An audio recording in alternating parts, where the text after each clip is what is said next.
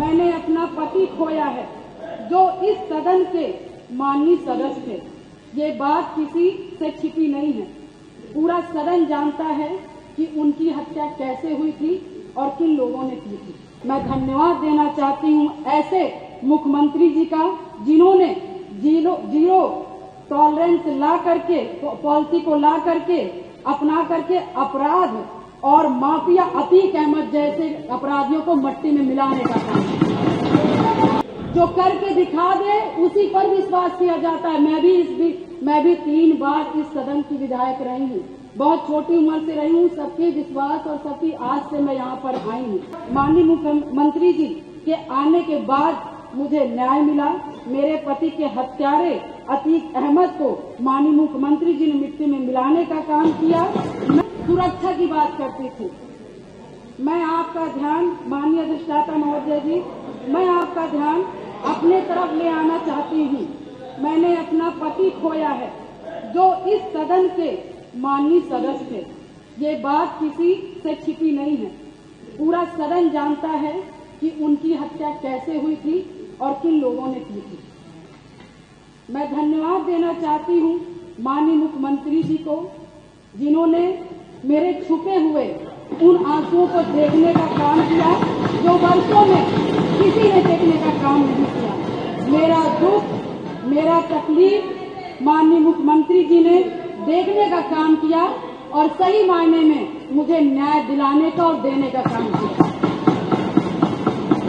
माननीय अधिष्ठाता महोदय जी, मुझ जैसे पता नहीं कितने प्रयागराज में पीड़ित परिवार को माननीय मुख्यमंत्री जी ने ऐसे अपराधियों को दंड दे करके उनको न्याय दिलाने का काम किया है। और कल शायद मेरी प्रयागराज की जनता मुझे सुनेगी तो वो लोग भी माननीय मुख्यमंत्री जी को धन्यवाद देने का काम करेंगे पुनः दोबारा।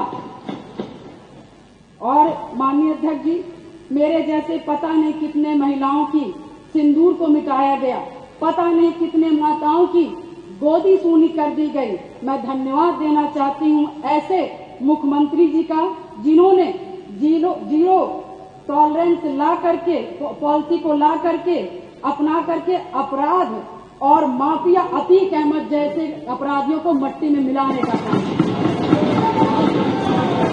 आज प्रयागराज अधिष्ठाता महोदय जी, आज प्रयागराज ही नहीं अपितु पूरा उत्तर प्रदेश की जनता आज माननीय मुख्यमंत्री जी के तरफ विश्वास की नजर से देखता है कि कोई भी प्रदेश का कोई भी माफिया या भू माफिया हमारे भाई की तरफ, हमारी महिलाओं की तरफ, हमारी बहनों की तरफ बुरी नजर से उठा के देखने का काम करेगा तो उस हर अपराधी को मिट्टी में मिलाने का काम किया जाए।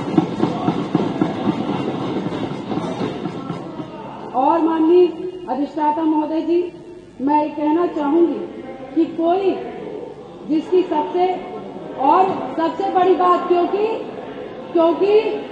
जो करके दिखा दे उसी पर विश्वास किया जाता है। मैं भी 3 बार इस सदन की विधायक रही हूँ। बहुत छोटी उम्र से रही हूँ। सबके विश्वास और सबकी आस से मैं यहाँ पर आई हूँ। उसी आशा और विश्वास को जब भी मुझे किसी ने दिलाया है तो मैं उसके साथ खड़ी रही हूँ। मैं कहना चाहूंगी कि इसकी सबसे बड़ी नजीर प्रयागराज में आपने हत्याकांड में देखा होगा, जिस तरह से जिसमें मेरे पति की हत्या हुई थी और जिस घटना को पूरा प्रदेश जानता है। मैं माननीय मुख्यमंत्री जी के आने के बाद मुझे न्याय मिला। मेरे पति के हत्यारे अतीक अहमद को माननीय मुख्यमंत्री जी ने मिट्टी में मिलाने का काम किया। मैं उनके इस जीरो टॉलरेंस पॉलिसी का समर्थन करती हूँ और मुझे लगता है कि इस बात को मैं नहीं कहना चाहती थी क्योंकि मैंने आज तक चाहे सदन हो, चाहे सड़क हो और चाहे मेरा घर हो, चाहे परिवार हो, मैं विधायक बनी मगर मैंने बहुत ही शालीनता से अपना परिवार, अपना समाज और सदन की मैंने हमेशा गरिमा बनाए रखी। मैंने कभी भी किसी का अपमान नहीं किया। मगर मैं विधायक से पहले मैं 9 दिन की ब्याहता थी। मेरी माँ तो 9 दिन की शादी हुई थी और मैं उस ससुराल में मैं विधायक बनने नहीं गई थी। मैं सिर्फ उस घर का रोटी बनाने के लिए गई थी, अपना परिवार बसाने गई थी। मैं विधायक नहीं बनने गई थी। मगर जब मेरे साथ घटना हुआ तो मैंने न्याय के लिए अपना आवाज खोला, अपने अधिकारों को मानने का काम किया और जो कि मुझे जिस तरह से मुझे सही लगा, मैंने कभी जनता को अपना परिवार समझा, कभी आप सभी माननीय सदस्य को अपना भाई बंधु समझा और आप ही लोग से, सभी लोग से मुझे ताकत मिली। और मुझे लगता है कि प्रयागराज में जो कोई नहीं सोचता था, मैं मिसाल हूं उन सभी लोगों का, जो कि मैं बहुत गरीब परिवार से, दोनों ससुराल और मैके दोनों परिवार से, बहुत गरीब परिवार से आती हूँ। न मेरे पास पैसा था, न गाड़ी था, न व्यवस्थाएं थी, न घर में कोई एक आदमी था, मगर धन्य शहर पश्चिमी की जनता ने जिसपे मुझे विश्वास करके मुझे चुनाव लड़ने का काम किया और अपने पैसे से चुनाव लड़ने का काम किया और उन्होंने लड़वाने का काम उसी आस्था विश्वास के साथ सन 2005 से मैं कमर कस के, मैंने शायद अपनी नहीं की, अपने पति की, मुझे तो पता ही नहीं था कि कौन क्या है, मगर मैंने जब जाना कि इससे कोई लड़ने के लिए तैयार नहीं था अतीत ऐसे माफियाओं से, तो मैंने लड़ने की ठानी, क्योंकि मुझे बस एक चीज लगा कि आज मैं डर जाऊंगी जिसके पति की सारेआम हत्या कर दी गई और उसकी डेड बॉडी नहीं दी गई।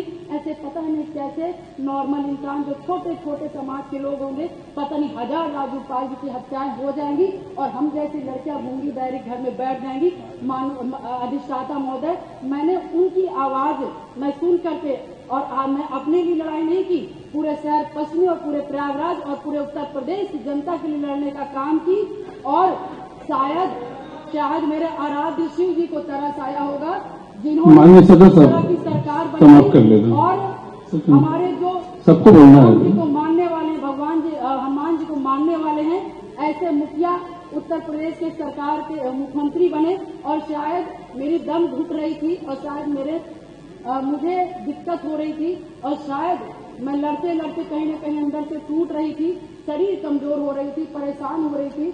ईश्वर को भी तरस आया और महाराज जी को भी तरस आया और मुझ जैसी महिला को न्याय दिलाने का काम किया। उत्तर प्रदेश की जनता को मुझ जैसी महिलाओं को न्याय दिलाने का काम। अब आप सामने समाप्त करें।